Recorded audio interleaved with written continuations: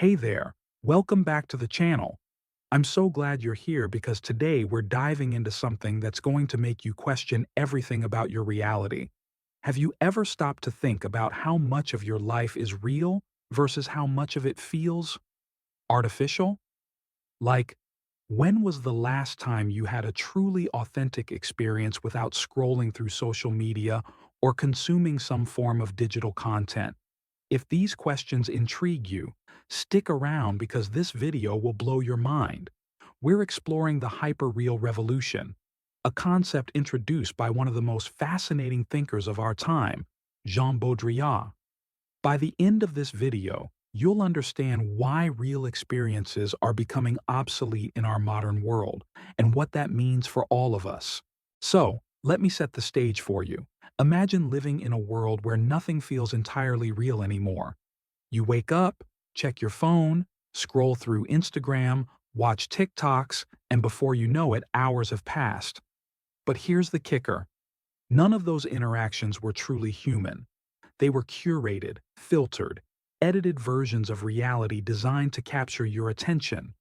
This isn't just my opinion, it's the foundation of Jean Baudrillard's work. He was a philosopher who explored how technology has fundamentally changed the way we interact with each other and ourselves. And trust me, his insights are more relevant now than ever before.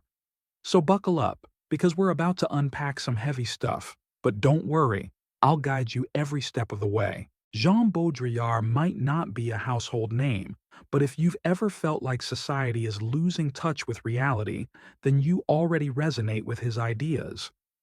Baudrillard argued that as technology advances, we're moving further away from genuine human connection. Think about it. Instead of having face-to-face conversations, we text emojis. Instead of experiencing nature firsthand, we look at pictures of sunsets online. It's almost like we've created a new kind of existence, one that's less about being human and more about existing within a system of simulations.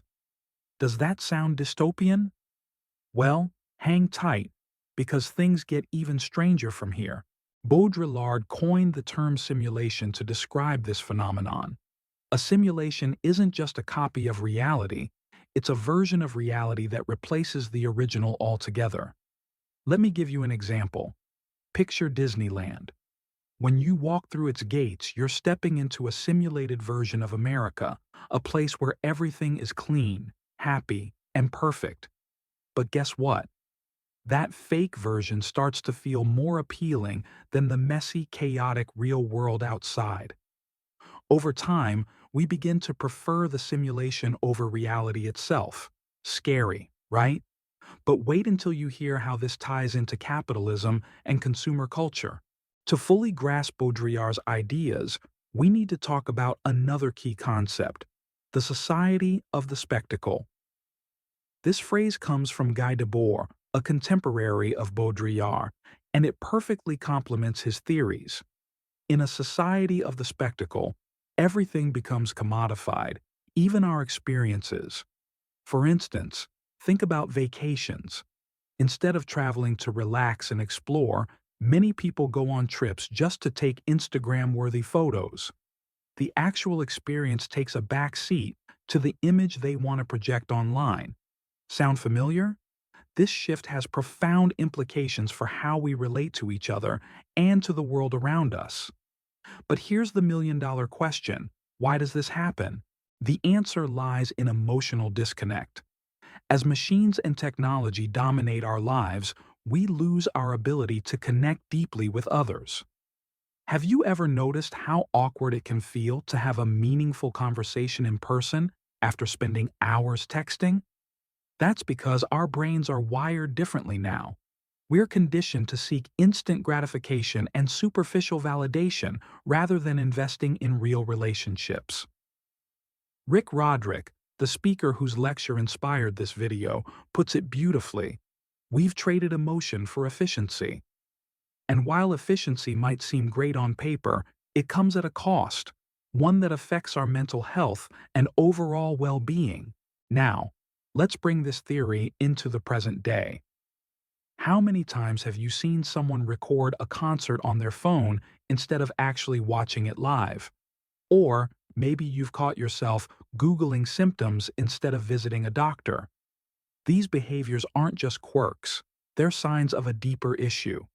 Our reliance on technology has made us passive consumers of prepackaged realities. We no longer create meaning for ourselves. We outsource it to algorithms and influencers. And honestly, that realization hit me hard when I first learned about it. If you're feeling uneasy right now, good, that means you're paying attention. One of Baudrillard's most chilling predictions is the rise of the non-person. Sounds dramatic, doesn't it? But hear me out. A non-person isn't someone who doesn't exist. It's someone who exists only as a function of the systems they're part of. Think about it. Your identity is increasingly tied to your online presence. Your likes, shares, followers, they define you more than your personality or values. And the scariest part? Most of us don't even realize it's happening. We're sleepwalking into a future where individuality is erased, replaced by data points and metrics. But don't lose hope yet. There's still a way to reclaim our humanity.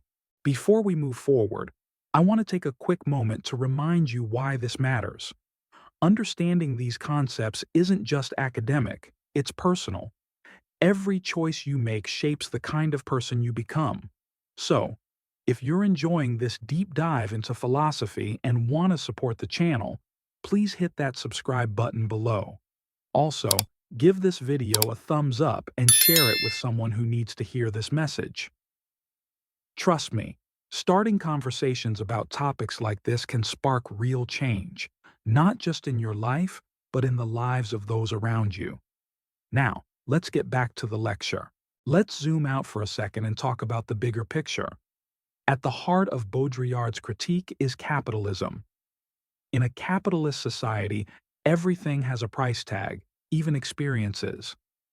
Remember the vacation example I mentioned earlier? That's capitalism at work.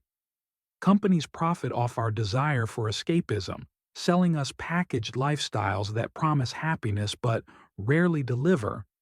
And it's not just vacations, it's food, fashion, fitness, you name it. Anything that makes you feel alive is turned into a product. The result?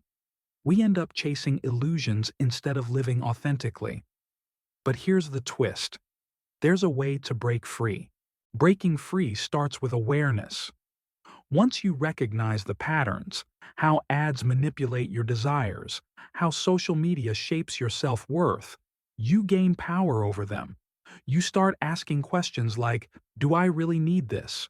Or, is this making me happy?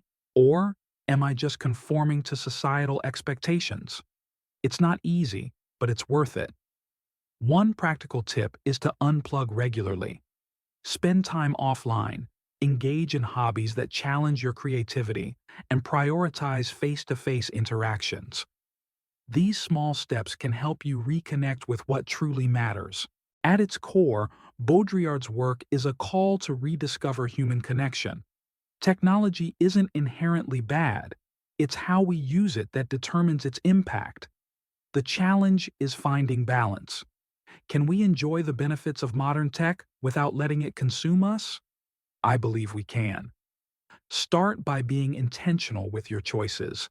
Ask yourself, am I using this app to enhance my life, or is it controlling me? When you shift your mindset, you'll notice subtle changes in how you perceive the world, and that's where the magic happens. In conclusion, the hyper-real revolution isn't just a philosophical debate, it's a mirror reflecting our current state of existence. Jean Baudrillard warned us decades ago about the dangers of simulation and detachment, and his words ring truer today than ever. But here's the silver lining. Awareness is the first step toward change. By understanding these dynamics, we can choose to live more intentionally. Whether it's limiting screen time, fostering deeper relationships, or simply appreciating the beauty of the natural world, every action counts. All right, friends, we've reached the end of this journey together, but yours is just beginning. If this video resonated with you, I'd love for you to join our community. Hit that subscribe button, turn on notifications, and leave a comment sharing your thoughts. What did you find most surprising about Baudrillard's ideas? And don't forget to share this video with someone who needs to hear this message. Together, we can inspire meaningful conversations and create a ripple effect of positive change. Thanks for watching. I'll see you in the next one.